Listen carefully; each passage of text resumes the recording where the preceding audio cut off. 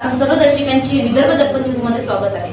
काटोल नगर परिषद निवडणूक 2025 या अनुषंगाने आपल्या सोबत आहे शिवसेना शिंदे गटाचे पदाधिकारी आशिषजी जयस्वाल, पूर्व विदर्भासह संपर्क प्रमुख महाराष्ट्र कामगार सेना व काटोल विधानसभा समन्वय शिवसेना। नमस्कार सर, तुमचं विदर्भ दर्पण न्यूज मध्ये खूप खूप स्वागत आहे।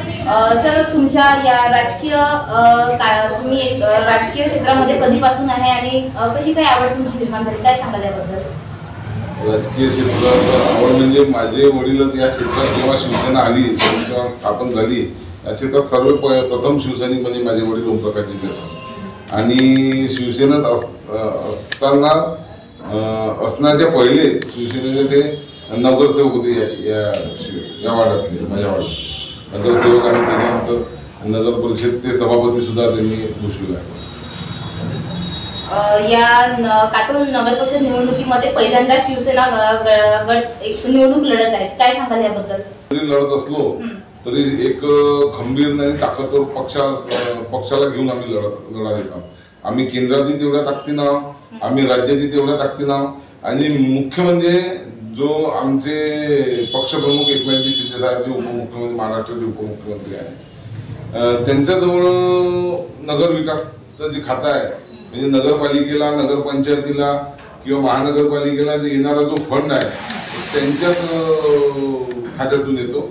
म्हणून आम्हाला अशी शाश्वती आहे की येणारा फंड जो आहे या क्षेत्रात येईल किंवा या नगरपालिकेला येईल, त्याच्यात आमचा जर नगरसेवक निवडून आला तर त्याच्या थ्रू फंड येईल आणि चांगला विकास आम्ही सर्व नगरसेवक जे आमचे उभे केले, चांगला विकास या काटोल नगरीचा करू शकतो। तुम्ही राजकीय क्षेत्रामध्ये कार्यरत असताना समाजकारण सुद्धा करतात, काय सांगाल तुम्ही याबद्दल? आता हे महाविद्यालय जेव्हा मी शिकत होतो तेव्हापासून मला याची आवड तर अशी परंपरागतच आहे। माझे वडील जेव्हा नगरसेवक होते त्यांचे काम पाहून लोक त्यांच्याजवळ आपली समस्या घेऊन यायचे, ते पाहतो मी लहानपणी, आणि तिथून मला राजकारणाची आवड निर्माण झाली। माझे वडील शिवसेनेचे उपजिल्हा प्रमुख राहिले, त्यावेळी तालुका प्रमुख पासून तो उपजिल्हा प्रमुखपर्यंत त्यांनी केलं। सत्ता जेव्हा पहिल्या वेळेस शिवसेनेची बसली त्यावेळेस ते शिवसेनेचे उपजिल्हा प्रमुख होते माझे वडील। मनोहर जोशी जेव्हा प्रथम मुख्यमंत्री झाले होते शिवसेनेचे त्यावेळेस, मग ते त्यांचं जे पाहता मला त्याची आवड लागली, आणि महाविद्यालय काळापासून मी या राजकारणात उतरलो। म्हणजे त्यावेळेस जे युवाच्या सीटा वगैरे लढवायच्या तर मी माझा स्वतःचा पॅनल उभा करायचो, किती वेळा मी तिथं निवडूनही आणले युवा।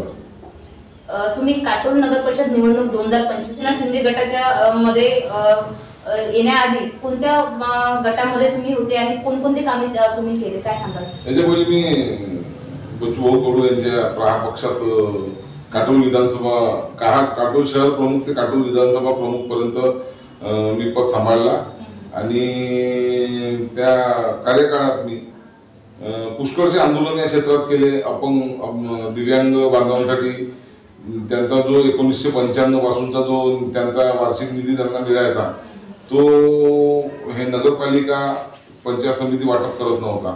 आम्ही आंदोलन केलं, प्रहारच्या माध्यमातून आंदोलन केलं, आणि काटोल नरखेड तालुक्यातून त्यावेळेस पहिल्या वेळेस 2 दिवसाच्या आंदोलनात आम्ही 1,30,00,000 रुपये अपंगांना मिळवून दिले, आणि तेव्हापासून जे चालना लागली त्यांची तर आजपर्यंत ते दरवर्षी आपल्या स्थानिक स्वराज्य संस्थेच्या उत्पन्नातून 5% निधी दरवर्षी प्रत्येक अपंगाला समप्रमाणात वाटतो।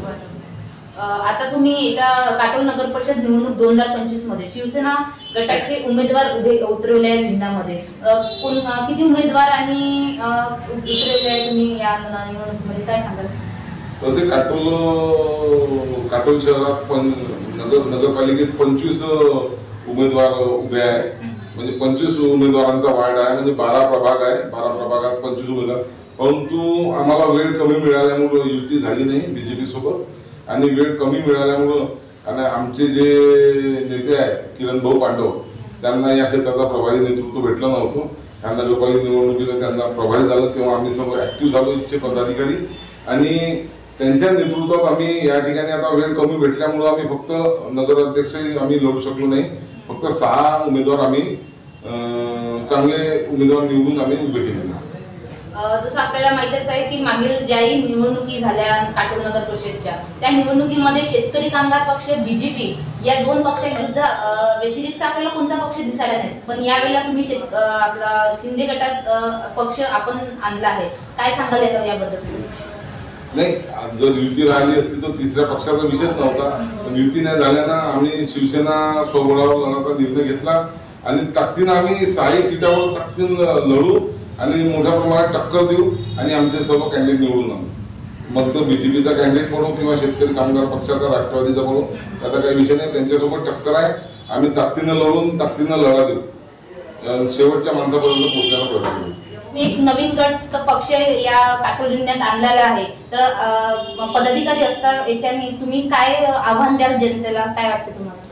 मी या काटोल नगरीच्या जनतेला हात जोडून एकच आवाहन करेन की आम्ही जे 6 उमेदवार ज्या 4 प्रभागात उतरवले आहे ते चांगले उमेदवार आहे आणि पक्षाची पूर्ण ताकद, एकनाथजी शिंदे साहेबांची ताकद, माननीय किरणभाऊ पांडव, श्री कृपालजी तुमाने, मंत्री आशिषजी जयस्वाल यांची संपूर्ण पक्षाची आमची ताकद प्रत्येक कार्यकर्त्यामागं, प्रत्येक उमेदवारामागं ताकदीने उभे आहे. म्हणून जनतेला एकच आवाहन करतो, त्यांना भरघोस मताने निवडून द्या, एकच विनंती करतो. जय जय. धन्यवाद सर. मी वैशाली सावरकर, विदर्भ